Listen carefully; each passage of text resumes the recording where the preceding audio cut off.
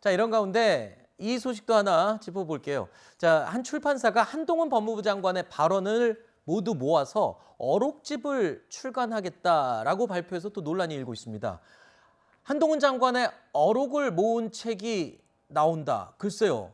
뭐 최근에 했었던 화제가 됐던 말이 많거든요. 그거를 그렇게 모아서 책을 낼 수 있는 건가요, 원래? 뭐 민간 출판사가 네. 그 공개된 어떤 발언들을 책으로 낸다는 것은 아무런 법적 제약이 없다고 저는 그래요? 알고 있고요. 네, 그만큼 이제 한동훈 장관이 갖고 있는 어떤 위상 그리고 사회적인 영향력이 굉장히 커졌다. 네. 민주당에서 계속 뭐 한동훈 장관 뭐라고 얘기하지만 결국은 그 자체로 인해서 한동훈 장관을 무시할 수 없는 그런 존재가 됐다 사회적으로. 네. 이런 평가를 할 수 있을 만한 사건이 아닌가 이렇게 봅니다. 해당 출판사는요, 이 한동훈 장관의 대표적인 어록으로 이 말들을 꾸몄다고 했는데 정말 많죠. 그래서 저희가 몇 개만 골라봤습니다. 함께 들어보시죠. 할 일을 제대로 하는 검찰을 두려워해야 할 것은 오직 범죄자뿐입니다. 소신을 가지고 정당한 업무 수행을 한 공직자를 부당한 외풍으로부터 지켜내겠습니다. 김건희 여사 사건에 대해서만 수사지휘를 하라고 말씀하시는 것은 좀 너무 정파적인 접근 같습니다. 그렇게 따지면 제가 이재명 사건에 대해서 이렇게 하라고 지휘해도 되겠습니까? 해당 출판사에서는 한 장관이 취임한 지 5개월도 안 된 지금 시점에 출판 예고를 한 이유에 대해서 이렇게 얘기했습니다. 한동훈 장관은 좌와 우 중도를 넘어서 공감대를 형성하고 있다. 그리고 이제는 귀가 아닌 눈으로 확인할 때다. 이렇게 책을 소개를 하고 있는데 이게 자칫해서 저희가 무슨 책 광고를 해주는 건 아니고요.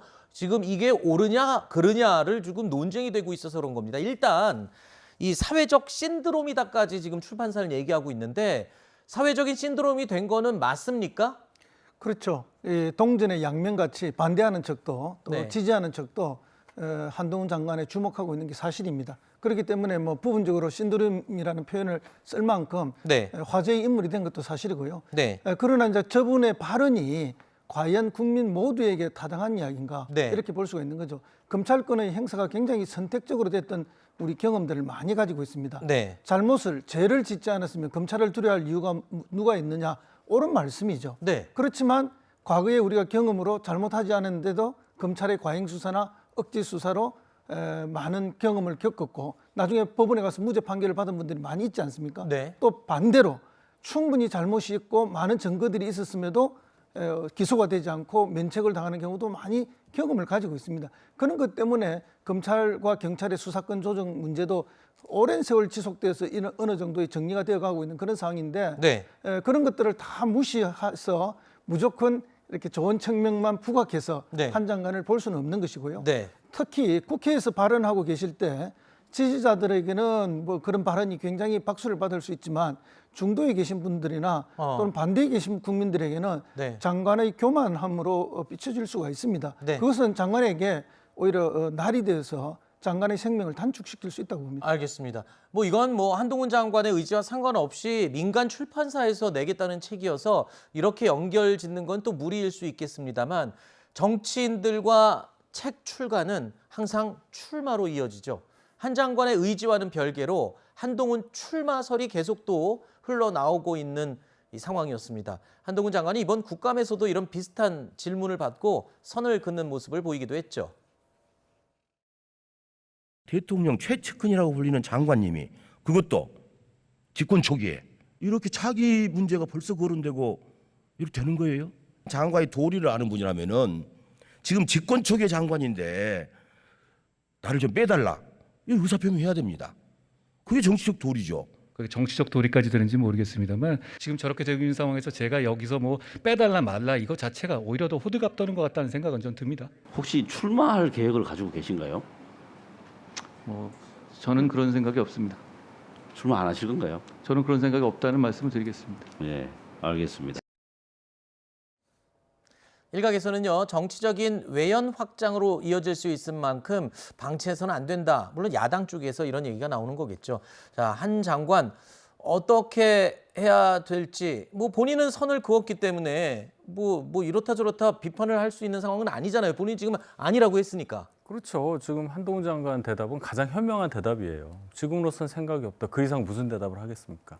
지금 국민들이 한동훈 장관에 대해서 관심을 갖는 것은 듣고 싶은 얘기를 시원하게 해주기 때문이에요. 그리고 선출직 공무원인 국회의원에게 전혀 그 위세에 눌리지 않고 할 말을 하는 임명직 공직자의 자세를 보여줬기 때문이라고 저는 봅니다. 네.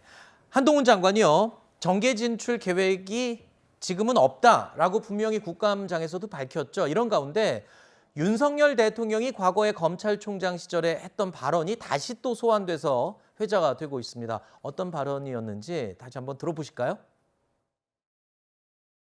대통령께서도 소임을 다하라고 하셨고 그래서 사퇴하지 않겠다고 하셨는데 지금 언론에서는 대통령 후보로 여론조사까지 되고 있거든요.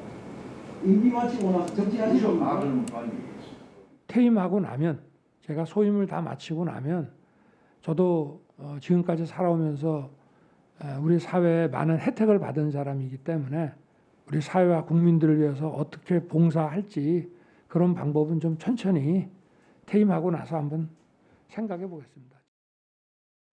마지막에 천천히 생각해 보겠습니다. 그 이후에 지금 대통령이 돼 있습니다. 이런 것들을 지금 한동훈 장관에게도 그대로 지금 갖다 잣대를 들이대고 있는 거겠죠, 야당에서도. 그렇습니다. 저 때도 이미 이제 봉사 말씀을 하셨지만 대통령 출마하는구나 이렇게 다 해석을 했죠. 이번에 한 장관의 말씀도 어디에 방점을 주느냐가 중요합니다. 지금은 이라는데 방점을 많이 두죠. 그럼 시간이 지나면은 달라진다는 이야기죠. 네. 그래서 뭐 출마를 거의 기정사실로 받아들이는 것이 아닌가 이렇게 봅니다. 알겠습니다. 자, 저희가 준비한 Q&A는 여기서 마무리하겠습니다. 두 분 오늘 말씀 고맙습니다.